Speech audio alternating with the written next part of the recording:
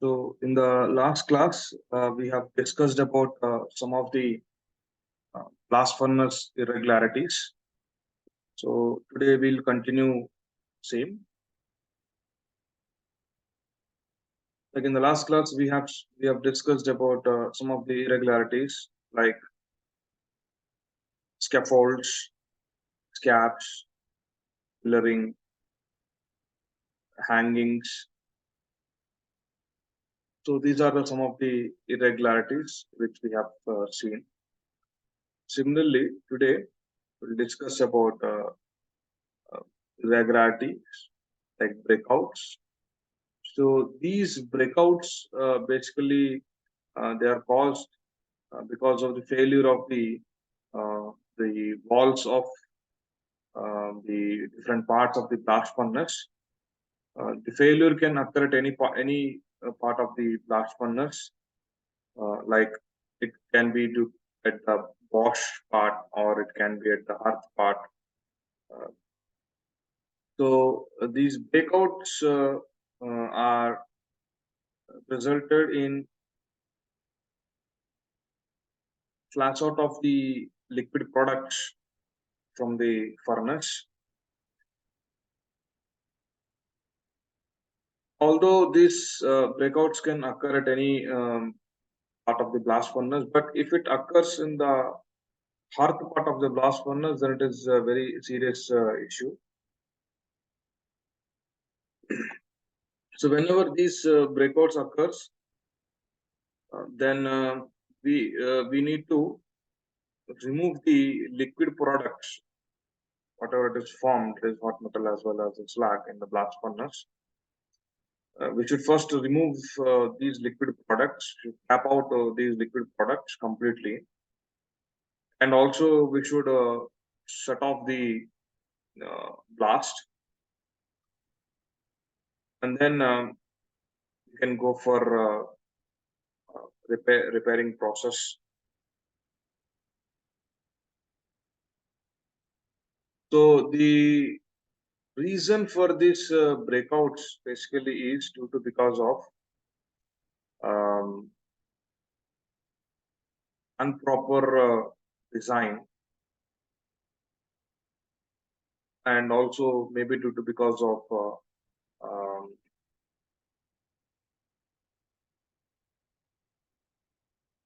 maximum amount of joints which you have between the line.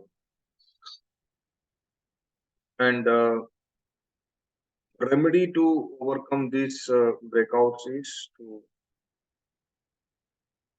design the refractory in such a way that it should sustain the conditions which are prevailing inside the blast furnace. And as I said that in the previous class, that these refractories should have a very low porosity, so that low melting point compounds cannot be formed because of some of the vapors which are generated inside the blast furnace. And also we have to make sure that these should have minimum joints. The refractory lining should have minimum joints so that we can minimize the breakouts. And also, especially in the hearth part of the blast furnace, it is preferable to use carbon blocks so that we can minimize these failures.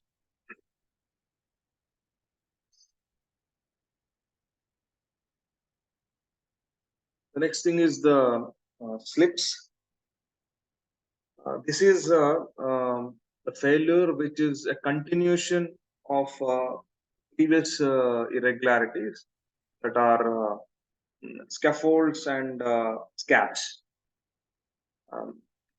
As we discussed in the previous class, that the solid accretions which are formed in the up part of the blast furnace shaft or in the belly box region of the blast furnace, due to because of maybe because of the alkali vapors which are deposited on the refractory lining, and because of which the burden may stick to the um, walls of the refractories, and that will form solid projections into the center of the blast furnace, and that leads to formation of scaffolds.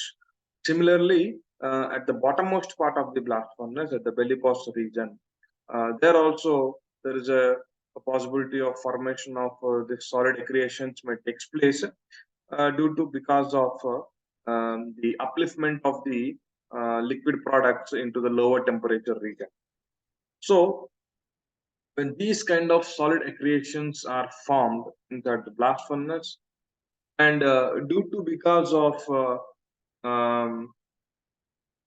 overloaded burden above these solid projections, uh, after a certain point of time, they collapse and come and fall in the bottommost part of the blast furnace, and because of this detachment of the solid projections from the walls, there will be a sudden jerk in the movement of the burden inside the blast furnace. So that is nothing but slip.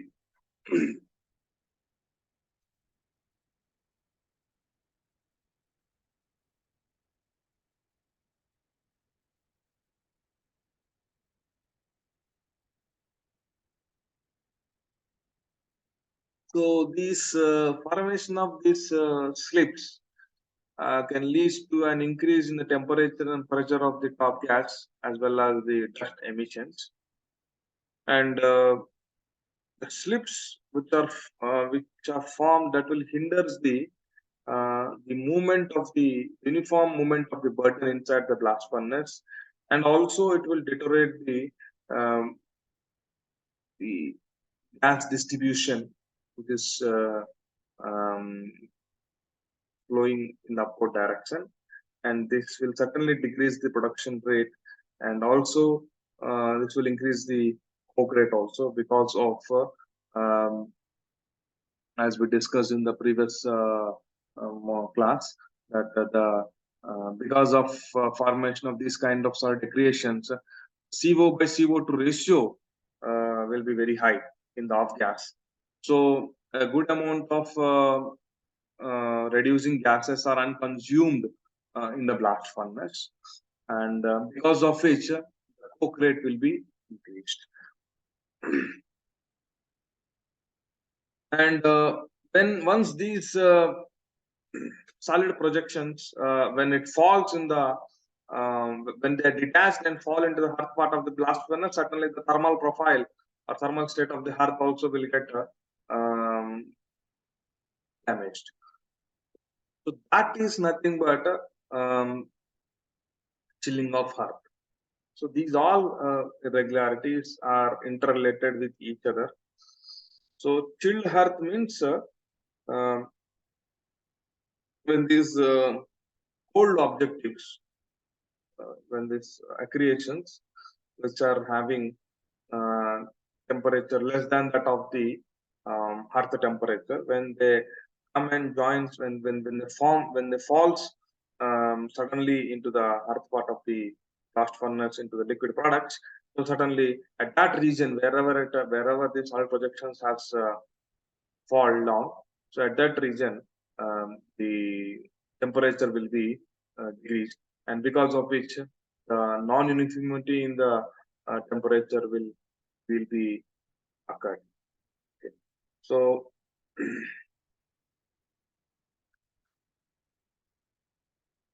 so the still hearth will also occur because of other reasons, like one is the because of the slips. Other one is due to because of pronounced development of peripheral descent, and yeah. So these breakouts, that is the leakages of box and hearth plates, that is also leads to formation of these kind of chill zones, and And the remedy for this is it is very much similar to that of the remedy for this hanging sun, because the main reason for all these things like scaffold formations, hangings, and tilled hearts. So these all are interrelated with each other. Because of formation of scaffolds only, there are hangings are taking place. Because of these scaffolds, when and scabs when they detach from the furnace walls, so and when it comes and falls into the lower part of the blast furnace, that will forms a chilling zone. That leads to chilling of that particular zone. So these all are interrelated with each other. So the remedy for all these irregularities are same. That is, have to make sure that the raw material, whatever we are using, we are charging as a part of a burden inside the blast furnace, that should have a high quality and contains a low amount of alkali contents, so that when these enters into the blast furnace, the volume of the alkali vapors which are generated inside the furnace will be less, and certainly the recirculation of these alkali contents inside the blast furnace also will be very, very less.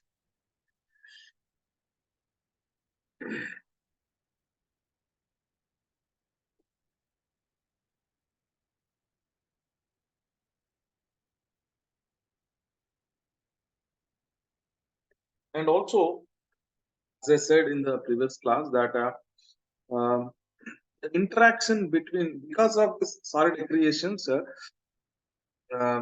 will be um, flow of the, that is the channeling, flow of the gases will also will be altered. It will be flowing in a preferential direction.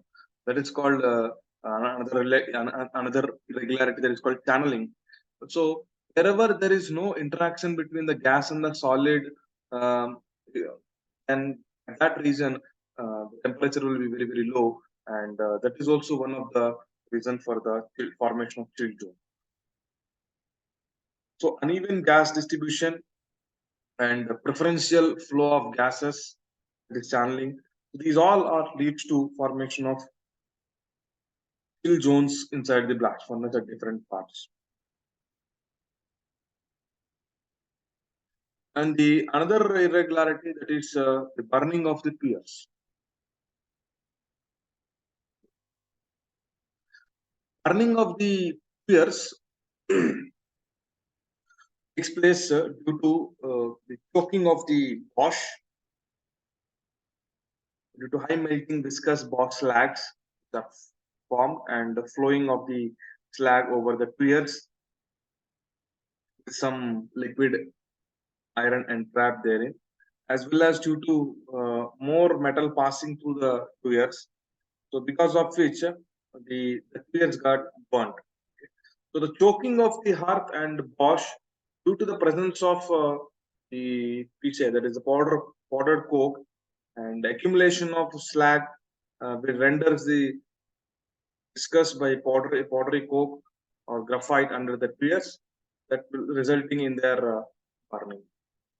So a pronounced preferential flow which may chill the bottom part of the furnace, and the slag becomes viscous and the FeO content rises. So the temperature falls at the earth periphery, and the freezing of the metal occurs between and under the tuyeres, and that will burn the tuyeres.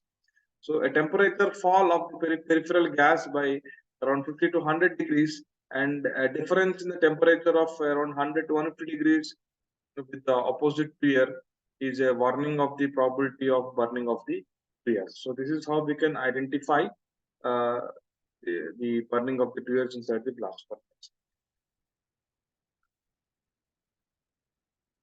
So the formation of bird's nest, that is the combustion zone, formation of the combustion zone inside the tuyeres, and that is also, if the combustion zone is minimized or the compressed, then also there is a possibility that the burning of the tuyeres may take place. Second thing is that the level of the liquid products inside the blast furnace. especially in the earth region of the plant. If you are not able to tap the liquid products at regular intervals of time, and if the height of the or the level of the liquid products inside the earth part of the blast furnace is reached to the critical level, then also there is a possibility that burning of the tuyeres may take place. So we have to very much cautious about these level of the liquid products inside the blast furnace, and at regular interval of time, the tap outs should be uh, designed in such a way that we can avoid such kind of irregularities.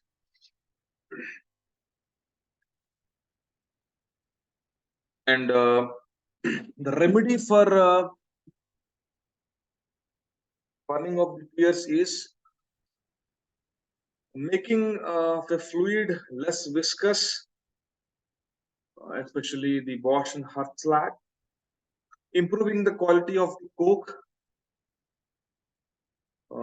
more resistance to mechanical breakdown and chemical attack, especially at high temperatures, and eliminating the channeling.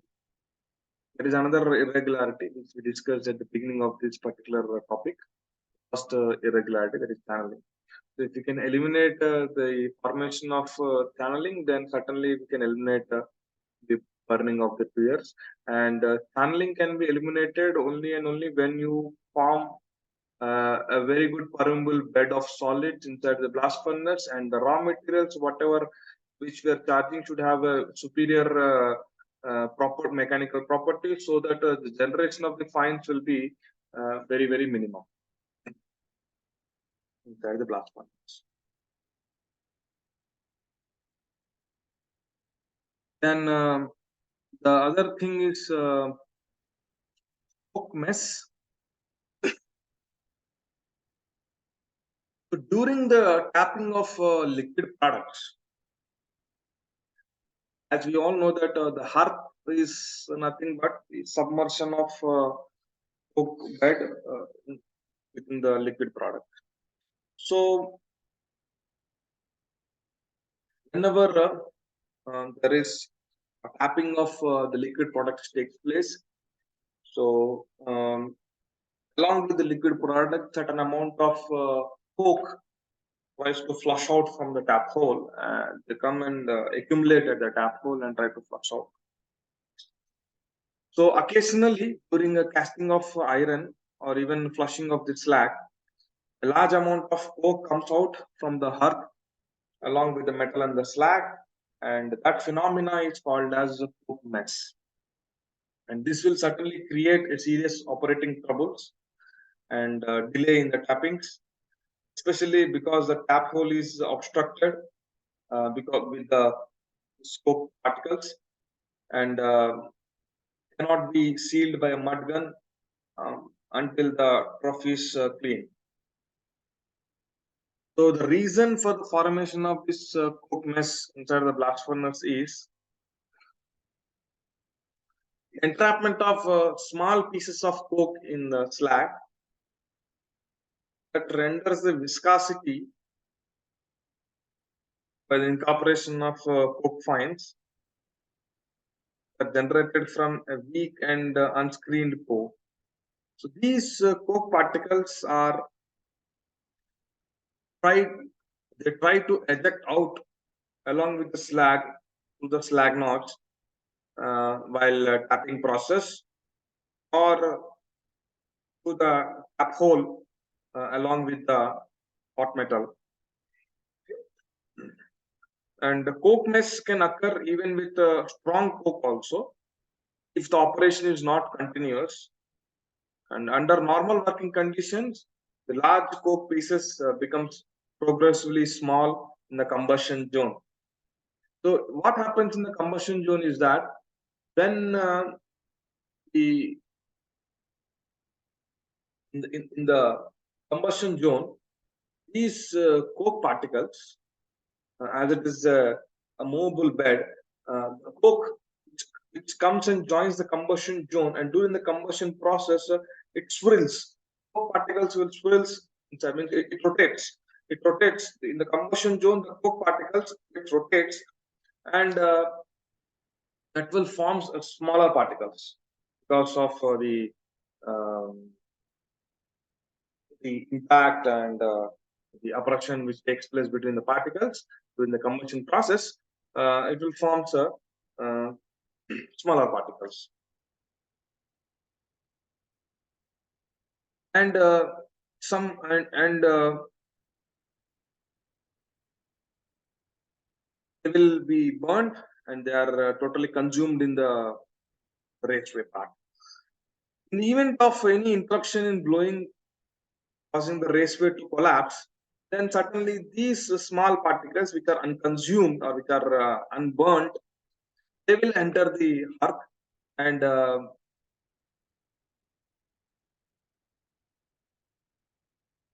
this will cause the accumulation of particles at the um, poles.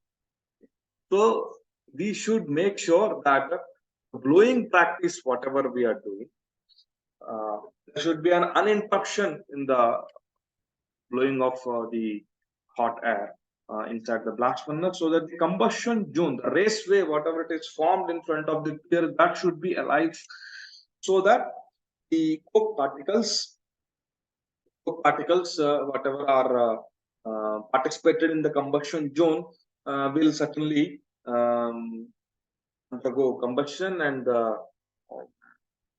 they get consumed in the raceway. And sometimes between the combustion zones, between the two consecutive combustion zones, an amount of coke particles may entrap, and it will joins in the hot part of the blast furnace. So these are also can participate in the formation of coke mesh. So the remedy for this coke mesh formation is we have to use a high quality coke. So to avoid these irregularities, whatever are forming inside the blast furnace, to make sure that we should charge a good quality raw material, both chemically as well as physically. There should be have superior properties, so that the productivity of the blast furnace will not get hampered. And so the use of mechanically and chemically strong coke to withstand breakdown due to abrasion, compression, impact, attrition, and chemical attack by CO2 and alkali metals at high temperatures, that will certainly lower down this kind of breakout. Sorry.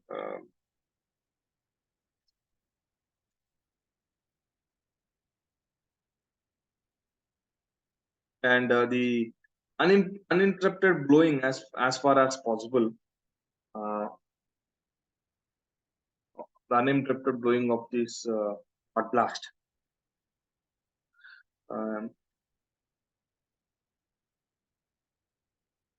that will certainly lower down these irregularities inside the blast furnace. So with this, we will conclude this particular topic, that is blast furnace irregularities. In the next module, we'll be going to discuss about blast furnace productivity.